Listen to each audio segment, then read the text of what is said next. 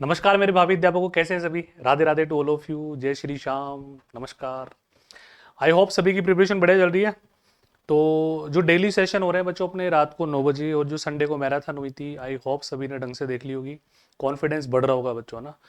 And 200% बच्चों, मैं बहुत श्योर हूँ कि आपका कॉन्फिडेंस बढ़ेगा वाईटी सेशन से। क्योंकि एप्लीकेशन में पढ़ने के बाद, एप्लीकेशन में प्रैक्टिस करने के बाद जो पॉलिश होती है ना तुम्हारे किसी भी चीज़ की, जो शाइनिंग आती है, तो शाइनिंग ये वाईटी सेशन तुम्हारे अंदर लाएंगे।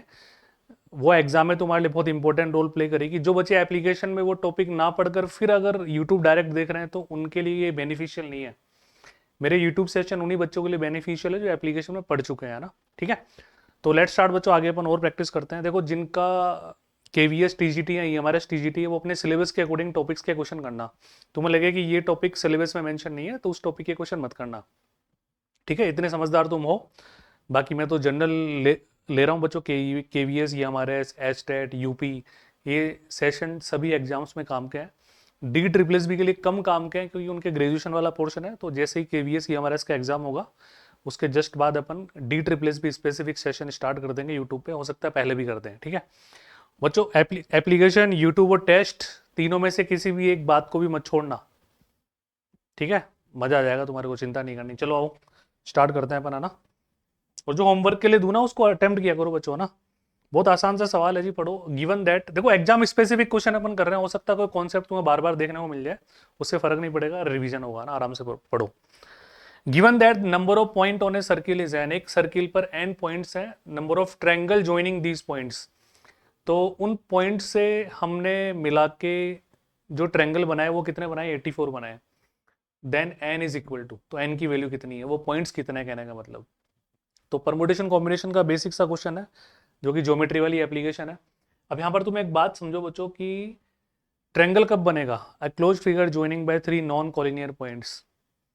ठीक है, तो सर्किल पे कोई भी 3 पॉइंट लोगे वो नॉन कॉलिनियर होंगे, तभी तो सर्किल बनेगा हमारे पास, तभी तो ट्रेंगल बनेगा हमारे पास, है ना। तो सर, उन एन में से 3 का आप सिलेक्शन करोगे ना, तब नंबर ऑफ ट्रेंगल्स आपके पास आएंगे, जो कि ऑलरेडी गिवन 84। तो सिलेक्शन का वे क्या होता है बच्चों, NC3, और रिजल्ट कितना है 84। यहां से एन की वैल्यू तुम निकाल लो, आपका आंसर आ गया। ठीक है, और एन की वैल्यू ऑप्शन से रखना ज़्यादा कंफर्टेबल रहेगा बजाय इसको सीधा सॉल्व करने के। तो ऑप्शन से एन की वैल्यू देखो, लग रहा है 84 है, थोड़ी बड़ी वैल्यू है, तो अपन बिगेस्ट नंबर से शुरू करें, 9 से शुरू करें। तो एन की जगह 9 ले लो। तो 9C3 को सॉल्व करना मैंने सिखाया तुम्हारे को। 9, 8, 7, 3 टाइम्स डिक्रीज करते हुए मल्टीप्लाई करो, नीचे वाले को 1 तक ले चलो, 3, 2, 1। ठीक है, ये तुम्हारा कैलकुलेशन करो, ये 4 आ गया, ये 3 टाइम्स गया, और ये 84 आ गया, यानी कि 9 इज सेटिस्फाइंग। तो C option is your most correct answer. Very clear. आगे बढ़े, अगले क्वेश्चन पे चलो। अपनी सुविधा के अनुसार स्पीड बढ़ा लेना, कम कर लेना। एक बार तो जो प्रीमियर चल रहा है उसको तुम देखो लाइव की जैसे, फिर फेयर कॉपी में जब करवा तो आप करो तो आप स्पीड बढ़ा लेना इसकी, किसी को ज्यादा लगे तो कम कर लेना अपने कंफर्टेबल के हिसाब से ना। Next question. एक आदमी का किसी निशाने पर सही लगने की प्रायिकता, a man hits the target, है ना। Probability 3/4 is the two hit the target. तो टारगेट हिट करने की प्रोबेबिलिटी बच्चों ए ले लेते हैं अपन, दैट इज गिवन 3/4। तो हैंड टू हैंड ये भी निकाल लो। Not hit the target, target hit नहीं करने की प्रोबेबिलिटी 1 - 3/4, कितनी आ गई, 1/4 आ गई। आगे बढ़ते हैं। 5 बार प्रयास करता है, number of trials are 5, n की वैल्यू 5 है। क्वेश्चन को पढ़ते ही लग गया कि बाइनोमियल डिस्ट्रीब्यूशन लगानी पड़ेगी। Then find the probability that at least 3 times hit the target, कम से कम 3 बार वो टारगेट को हिट करता है। ना तो उसने एग्जैक्ट बोला, ना उसने एटमोस्ट बोला, उसने एटलीस्ट बोला है बच्चों, है ना।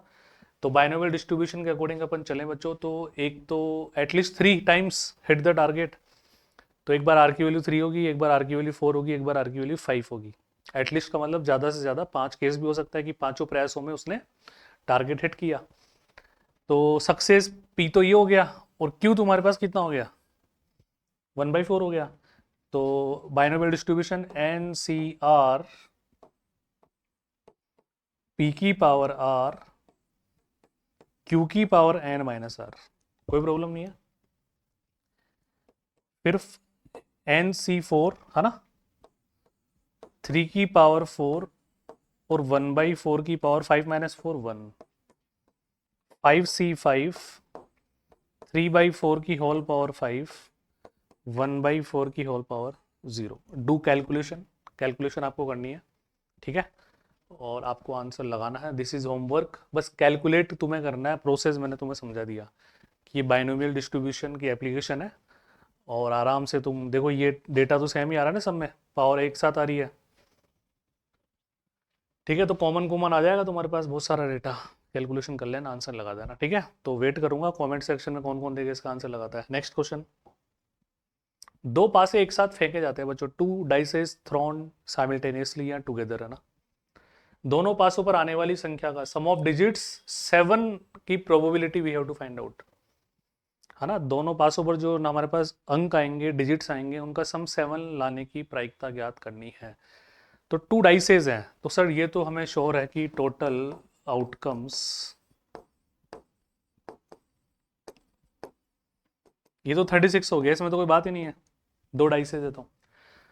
अब सम ऑफ डिजिट्स 4 के लिए फेवरेबल केस हमें निकालना है, तो मैंने तो हमेशा बोला बच्चों पहले डाइस पे 1 से शुरू होना होता है, ताकि सारे केस हम काउंट कर पाए। ऐसे बिल्कुल अल्टप्पे से कुछ नहीं लेना भाई, ऑब्जर्वेशन कुछ नहीं लेना, प्रोसेस है।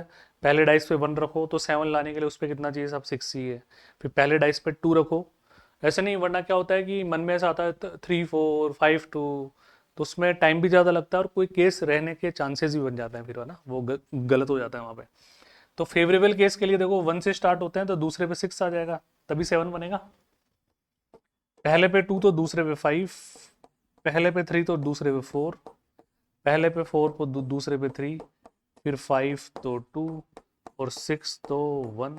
इसके अलावा कोई केस बनेगा नहीं, तो देर आर 3 और 3 6, तो हमारी प्रोबेबिलिटी हो जाएगी 6 favourable case, total case 36, required result must B 1/6। First option should be correct answer. बताओ जी, पार पड़ी। अब इसको इस तरह से देखो कि कोई जरूरी नहीं सम ऑफ डिजिट 7 पूछ ले, वो 6 भी पूछ सकता है, वो मल्टीप्लीकेशन भी करवा सकता है, मतलब वो बेसिक नंबर सिस्टम की कोई किसी प्रॉपर्टी का यूज करवा सकता है, ठीक है। तो बहुत सावधानी से आराम आराम से, गलती नहीं करनी है ना। कोई क्वेश्चन अगर 30 सेकंड का है तो उसमें 30 सेकंड तो लगाने पड़ेंगे, उसको आप 25 सेकंड्स में करने की कोशिश करोगे तो वो सिली मिस्टेक्स करेगा ना, और एक एक क्वेश्चन बहुत इंपॉर्टेंट होगा बच्चों ना। Coefficient of the middle term in the expansion, middle term की बात कर रहा है साहब, जिसको हम ग्रेटेस्ट बाइनोमियल कोफिशिएंट भी बोलते हैं। तो हमने बाइनोमियल थ्योरम वाला जो चैप्टर पढ़ा था अभी, जिसमें एप्लीकेशन में पढ़ने के बाद मैंने यूट्यूब पर भी एक सेशन लिया, 2-3 दिन पहले की बात है शायद, तो उसमें आपने देखा होगा कि n अगर इवन है तो n/n/2 is the greatest binomial coefficient, है ना। तो middle term in the expansion, है ना, तो बहुत कोफिशिएंट ऑफ मिडिल टर्म निकालना है बच्चों ना, ठीक है, मैंने मिडिल टर्म ही पढ़ा, कोई बात नहीं। तो वो तो बहुत बहुत आसान हो गया। 1 3 3 1, अब पास्कल ट्रायंगल पढ़ा तुमने मेरे से बाइनोमियल थ्योरम चैप्टर में, एप्लीकेशन में।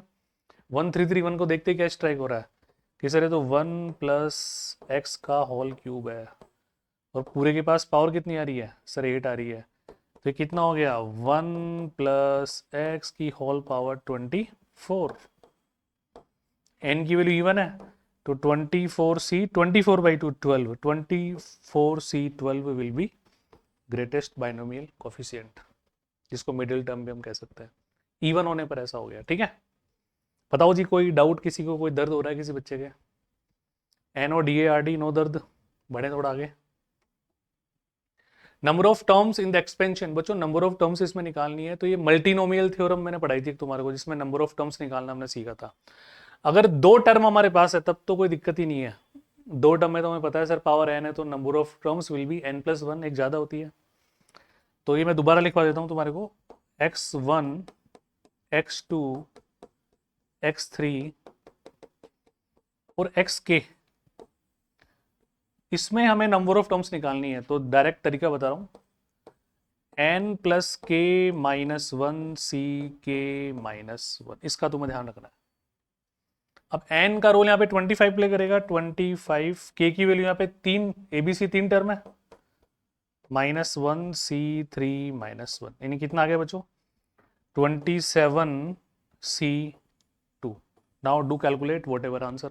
अब आंसर आपको लगाना है बच्चों कैलकुलेशन करके, इस बात का ध्यान रखना, ठीक है। तुम देखोगे मैं तुम्हें कैलकुलेट करके फिर आंसर भी मैच करवा दूँ, और अगर ये भी नहीं कर सकते तो फिर आप प्रिपरेशन गलत कर रहे हो, नहीं करनी चाहिए आपको, है ना। नेक्स्ट आगे बढ़ते हैं। Sum up to infinite terms of the series. जब भी बच्चों इसमें ऑप्शंस नहीं है, कोई बात नहीं बच्चों, जब भी इनफाइनाइट टर्म्स का कोई भी क्वेश्चन आता है तो अंदर से एक ही आवाज आनी चाहिए कि जीपी, ज्योमेट्रिक प्रोग्रेशन में हमने पढ़ा कि a upon 1 minus r is formula to find infinite terms of GP, but condition is common ratio should be greater than -1 and less than 1। जब हमारा सार अनुपात -1 से बड़ा और 1 से छोटा होगा तब ऐसा होता है। यहाँ पे दो सीरीज मिक्स में चल रही है, अगर आप देख पा रहे हो तो, है ना। एक तो ओड नंबर्स वाली, ये ओड पावर वाली, एक इवन पावर वाली, तो इनको अपन थोड़ा सेपरेट कर लेते हैं ना। तो 1/7 क्यूब एंड 5 इस तरह से चलता जाएगा, ठीक है। प्लस ये एक सीरीज हो गई, फिर 2 आ रहा है बच्चों, है ना। 2/7 का स्क्वायर, 2/7 की पावर 4 एंड सो ऑन। लगा दे फॉर्मूला।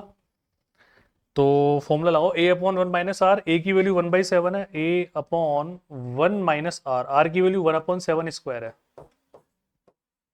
सिंप्लीफाई दिस, यहाँ पे a की वैल्यू 2/7 का स्क्वायर है, a अपॉन 1 माइनस आर, दोनों का डिनोमिनेटर सेम है, थोड़ा कैलकुलेशन कर लेना, आंसर लगा देना, ठीक है। तो वेट करूंगा, सब लगाओगे ना आंसर, सोल्व करके आराम से, अभी अभी मेरे साथ साथ रहो, आराम से कर लो, 30 सेकंड का टाइम देता हूँ। प्रोसेस में कोई डाउट हो तो पूछ सकते हो बच्चों आप, है ना। प्रोसेस शुड बी क्लियर, वो ज्यादा इंपॉर्टेंट है ना। Next, coefficient of x square in the expansion. एक चैप्टर मैंने पढ़ाया तुम्हारे को, एक्सपोनेंशियल एंड लॉगरिथमिक सीरीज, पूरा 1 घंटा उसी के बारे में चर्चा की है अपन ने एप्लीकेशन में। यूट्यूब पर भी वो सेशन आप देखें आराम से, जिन्होंने नहीं देखा अभी तक, वीडियोस वाले सेक्शन में मिल जाएगा, ठीक है। तो इसमें log 1 प्लस एक्स का एक्सपेंशन हमने पढ़ा, e की पावर एक्स का पढ़ा, उनकी एप्लीकेशन हमने पढ़ी। तो फिलहाल देखो, ये e की पावर एक्स का एक्सपेंशन पूछ रहा है हमारे को, ना, वो काम आएगा यहाँ पे। तो e की पावर एक्स का expansion 1 plus x square upon 2 factorial, x cube upon 3 factorial and so on. जज की तुम्हारी बात। अब यहाँ पे जो कांस्टेंट है ना, उसको अपन थोड़ा बाहर रख लेते हैं। देखो ये e to the power 3x है और multiply e to the power -4 है, तभी तो बेस सेम होने पर पावर्स का एडिशन होता है। तो e टू दी पावर -4 को हमने पहले ही बाहर ले लिया। अब e की पावर x का एक्सपेंशन से इसको एक्सपेंड करते हैं, और x का रोल यहाँ पर 3x प्ले कर रहा है, गॉट इट। तो 1 प्लस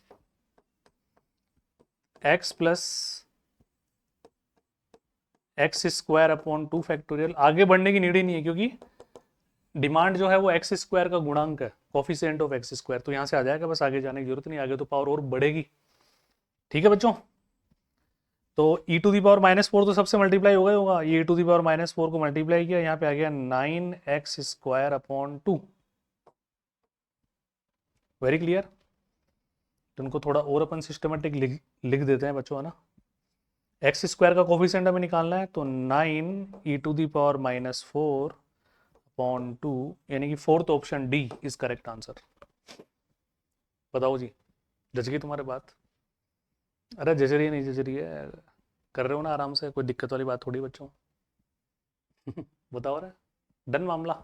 चलो बच्चों, मैं गारंटी से कह रहा हूँ, जो वाईटी सेशंस की जो प्लेलिस्ट है ना अपनी, उसमें मैंने तकरीबन 60 टिल एग्जाम तुम्हारे पास 75 वीडियोस हो जाएंगे। मतलब उनको 2 बार भी देख लोगे ना तुम ढंग से, तरीके से, दुनिया की कोई ताकत तुम्हारा सिलेक्शन नहीं रोक सकती। कोई पैटर्न आप मुझे एग्जाम बाद ऐसा बता नहीं पाओगे कि सर ये हमारे बाहर आ गया, या इस तरह का क्वेश्चन हमने किया नहीं था। बस तुम्हारे समर्पण की आवश्यकता है, तुम्हारी ईमानदारी की आवश्यकता है, तुम ईमानदारी से कर रहे हो नहीं कर रहे हो। और भी धांसू पेपर आ जाए तो हमारे टेस्टों से, हमारे टेस्ट है, मॉक टेस्ट है, उनसे बाहर नहीं जा सकता। कॉन्सेप्ट हमारे एप्लीकेशन के अंदर अंदर से रहेगा, तो कुछ चिंता करनी ही नहीं है तुम्हारे को ना। Next, binomial expansion of. अब मैंने तुम्हें बताया था कि जब बाइनोमियल थ्योरम पढ़ाते समय, कि जब हम binomial theorem for any index पढ़ते हैं, एनी इंडेक्स पढ़ते हैं ना, जिसमें मैंने एक बात तुम्हें पढ़ाई थी कि नेचुरल नंबर होगा, ओ सॉरी रेशनल नंबर होगा, बट नेचुरल नंबर नहीं होगा, नेगेटिव हो सकता है। तो वहां पर मैंने एक कंडीशन लिखवाई थी तुम्हारे को कि ये कब वैलिड होगा, और ये बोला भी था बच्चों, ऐसा क्वेश्चन बनता भी है, पूछा जा सकता है एग्जाम में क्वेश्चन, तो तुम्हारे सामने है, वो तभी पॉसिबल है जब मॉड्यूलस ऑफ एक्स, हो सकता है मैंने तुम्हें ये लिखवाया हो, लेस देन 1। इसका मतलब ये होता है ग्रेटर देन -1 और लेस देन 1, इस बात का ध्यान रखना, ठीक है। सेम क्वेश्चन अभी 3-4 दिन पहले ही किसी ने किसी वाईटी सेशन पे हमने किया था, ठीक है। तो ये होमवर्क है। अब अगर तुमने उस वाईटी सेशन को टीप के किया तो समझ जाना तुम तैयारी ढंग से नहीं कर रहे हो, तुम्हारा अधिकार ही नहीं है EMRS और KVH जैसी स्कूलों में पढ़ाने का। अभी 3-4 दिन पहले सेम क्वेश्चन हमने किया था, डिटेल से पूरा एक्सप्लेन किया था। हाँ या ना, याद आ रहा है ना तुम्हारे को? तो होमवर्क है। लेट ए के अंदर 4 एलिमेंट है, सेट बी में 6 एलिमेंट है, then number of 1 to 1 function from A to B. बच्चों जब भी 1 to 1 function from set A to B पूछ रहा हो, from set A to B पूछ रहा हो, तो number of elements in B, P number of elements in A, है ना, इस बात का ध्यान रखना। तो 6p4 will be your required result, do calculation whatever answer. अब एक बात और ध्यान से सुनो तुम बच्चों, ना मैं बार बार बोल रहा हूँ, उन बातों को फॉलो किया करो। अपने जो शॉर्ट वीडियोस है ना यूट्यूब पे, जो मैं अपने शॉर्ट्स वाले सेक्शन में बहुत सारे वीडियोस आपको मिलेंगे, उनमें एक number of onto function का फॉर्मूला मैंने बताया हुआ है, 1 1 फंक्शन का बताया हुआ है। मतलब बहुत सारी स्पेसिफिक चीज़ें हैं जो विद इन 1 मिनट आपको सीखने को मिल रही है। तुमको रिवाइज करते रहा करो यार, है ना, देखते रहा करो। अभी फ्रॉम वेंसडे, मतलब 11 तारीख बाद से, है ना, तुम्हारे जितने भी थ्योरम्स है ना जो तुम्हारे एग्जाम में है, ज्योमेट्री बेस्ड थ्योरम्स है, उन सबके डेली के 2 2 1 1 शॉर्ट वीडियोस आएंगे, तो एग्जाम तक वो सारी थ्योरम्स हो जाएगी तुम्हारी डिटेल से। शॉर्ट्स में 3 मिनट तक वीडियो अलाउ है, तो 3 मिनट में एक थ्योरम में आराम से करवा दूंगा। जैसे कभी थेल्स थ्योरम का एग्जांपल ले लिया, उसको एक्सप्लेन कर दिया, तो वो तुम्हारे लिए बहुत यूजफुल रहेंगे, है ना। उससे पहले उनको निपटा लो जो ऑलरेडी है ना। कर लो कैलकुलेशन। 6 × 5 × 4 × 3, ठीक है, 360। Next, if f x modulus of cos x minus sine x, जब भी we have any special function, तो हम डायरेक्ट डिफरेंशिएशन नहीं करते हैं, पहले देखते हैं कि उसने कोई पॉइंट अगर दिया है तो उस पॉइंट पर उसकी वैल्यू पॉजिटिव आ रही है नहीं आ रही है। क्योंकि अगर वो वैल्यू नेगेटिव प्रोड्यूस करेगा तो मॉड्यूलस के बिहेवियर को कॉन्ट्राडिक्ट करेगा। तो हमें पता है 0 to 45 डिग्री, 0 से 45 अपन चलते हैं तो कॉस बड़ा होता है, और 45 से 90 के बीच में साइन बड़ा होता है, ये हमें पता है। अब इसने जो डिफरेंशिएशन की वैल्यू पूछी है वो π/3 60 डिग्री में पूछी है, तो उससे तो 45 और 90 के बीच में आ गया, उसमें तो साइन बड़ा होता है। अगर आप मॉड्यूलस डायरेक्ट हटा दोगे तो ये तो नेगेटिव वैल्यू देगा, तो फिर मॉड्यूलस क्यों दिया उसने? तो इसमें से माइनस का साइन कॉमन लेना पड़ेगा उसको पॉजिटिव बनाए रखने के लिए। तो सर एक काम करो ना, कहने का मतलब बड़ी संख्या को लेफ्ट में रखो, ऐसा भी बोल सकते हैं ना अपन। तो जो हमारा फंक्शन है ना बच्चों, वो क्या होगा according to demand, sine x minus cos x. अब इसका हमें डिफरेंशिएशन करना है, और वहां पे क्या रखना है बच्चों, π/3 रखना है। तो साइन का तो कोस हो गया, कोस का माइनस साइन हो गया। अब यहाँ पे तुम क्या रखोगे, π/3 रखोगे, तो कोस 60 डिग्री कितना होता है, 1/2 होता है, और साइन 60 डिग्री √3/2 होता है। तो required result must be fourth option, √3 + 1/2। Yes और नो, बताओ।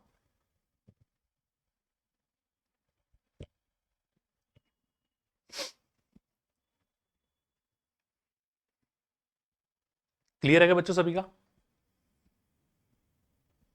पल्ले पड़ेंगी बातें? Next, number of real roots. देखो ये बात मैंने हमेशा तुम्हें बोली कि जब भी number of real solution, number of solution की बात करता है, तो कॉम्पिटिटिव एग्जाम में सॉल्व करने के बाद हमें उनको रीसब्स्टिट्यूट भी करके देखना होगा सेटिस्फाई कर रहा है या नहीं कर रहा। Very clear. तो ये प्रॉपर्टी तो सबको पता ही है, लोग वाली, ए लोग ए जो भी होता है वो सेम आंसर आ जाता है, लोग हट जाता है अपने आप ही। फॉर्मूला ध्यान है सभी को ये? तो इसको सिंप्लीफाई करने के बाद क्या आएगा, x² - 2x, ठीक है, इसकी वैल्यू आ गई, इज इक्वल टू में x - 2 है। फर्दर इसको सिंप्लीफाई करते हैं अपन, है ना। तो x² माइनस का 3x प्लस का 2 इज इक्वल टू 0। तो ये तो many times you solve this equation by observation ही कर लो। x की 2 वैल्यूज आ रही है, कौन कौन सी आ रही है, एक तो आ गई तुम्हारे पास x की वैल्यू, एक तो 1 सेटिस्फाई कर रही है, और 2 रखना एक बात है, 2 का स्क्वायर 4, 3 दूनी 6, 4 माइनस, हाँ 2, 1 और 2। अब दो वैल्यूज देखते ही आपको सी ऑप्शन नहीं लगाना है ना, रीसब्स्टिट्यूट करके देखते हैं अपन, है ना, हमारी इक्वेशन में। तो सर हम देखें 1 यहाँ पे रखते हैं अगर, तो 1 - 2 नेगेटिव वैल्यू देगा। लोग कभी नेगेटिव पर ऑपरेट नहीं होता, जब भी लोगरिथमिक आ जाए तो हमें ध्यान रखना है, तो 0 पे ऑपरेट नहीं होगा और नेगेटिव वैल्यू पर ऑपरेट नहीं होता। तो सर 1 इज नॉट सॉल्यूशन। 2 रख के देखो, 2 का square 4 - 4 0, 0 is also not satisfying. तो हम बोल देंगे number of solutions will be 0। Clear है सभी का? तो बस ऐसे क्वेश्चन में इस तरह के मिस्टेक्स होने के चांसेस होते हैं, अपन री सब्सटीट्यूट करना भूल जाता है और एग्जामिनर यही चाहता है कि हम भूलें, तो तुम्हें नहीं भूलना, ठीक है। डोमेन ऑफ द फंक्शन, ऐसे क्वेश्चन में जल्दीबाजी में मिस्टेक होने के चांसेस होते हैं, होते बहुत आसान है। डोमेन वाले क्वेश्चंस के लिए मैंने हमेशा तुम्हें बोला है कि फर्स्ट प्रायोरिटी आप ऑप्शन से सॉल्व करना ही दो, है ना, फर्स्ट प्रायोरिटी आपकी यही होनी चाहिए। तो ऑप्शन से आप वैल्यूज रख के भी सेटिस्फाई करा के देख सकते हो। दूसरा बच्चों, ये हमें पता है कि 2 की पावर x और -5 की power x greater than equal to 0 होगा, तो 5 की पावर x, है ना, ग्रेटर देन इक्वल टू 2 की पावर x। इसको सिंप्लीफाई आपको करना है। अब ऑप्शंस को देखें तो सर एक बार जीरो को इंक्लूड कर रहा है, दो ऑप्शन में एक्सक्लूड कर रहा है, तो जीरो तो आ जाएगा क्योंकि 1 इक्वल टू 1 सेटिस्फाई करता है। तो आप फर्स्ट और थर्ड ऑप्शन तो हटा दो। पॉजिटिव वैल्यू रखें तो 2 की पावर 1 2, 5 की पावर 1 5, 5 2 से छोटा नहीं होता है। Second option is correct answer, कुछ करना ही नहीं है फिर इसमें। समझ में आ गई बात? नेक्स्ट। अरे समझ आ गई ना बात। Number of all onto function, इसके लिए मैंने तुम्हें फॉर्मूला बताया बच्चों, लेकिन यहाँ पे बिल्कुल टेक्निक है, ध्यान रखो। ऑल ऑन टू फंक्शन ये इट सेल्फ बोल रहा है। अगर कुछ ए टू बी सेट बोलता, बी टू ए बोलता, तो आप शॉर्ट वीडियो देख रहा हूँ, उसमें बेहतरीन तरीके से मैंने समझाया हुआ है ना, ठीक है। स्वयं से स्वयं तक का, है ना, from the set A to itself, A to A, तो फैक्ट उसमें जितने भी नंबर ऑफ एलिमेंट है वो हमारा आंसर आएगा factorial n, factorial 5 is the correct answer, ठीक है। ध्यान रखने योग्य बात है तुम्हारे लिए। वैल्यू ऑफ एक्स सेटिस्फाइंग, इस तरह के क्वेश्चन ये हमारे इसमें लास्ट जो एग्जाम हुआ था EMRS का बच्चों, उसमें भी आया था एक क्वेश्चन ऐसा, ध्यान रखना। और उसमें उस क्वेश्चन में डेटा दूसरा था, वो क्वेश्चन जो डेटा था उसका 24 आंसर आ रहा था, और वो क्वेश्चन भी मैंने करवा दिया था बच्चों को, उस समय भी करवा दिया था। एग्जाम से 2 दिन पहले एक मैराथन अपन ने ली थी, जिनकी मैंने प्लेलिस्ट में उनको ऐड किया है, तो मैं दिख जाएंगे वो ना, ठीक है।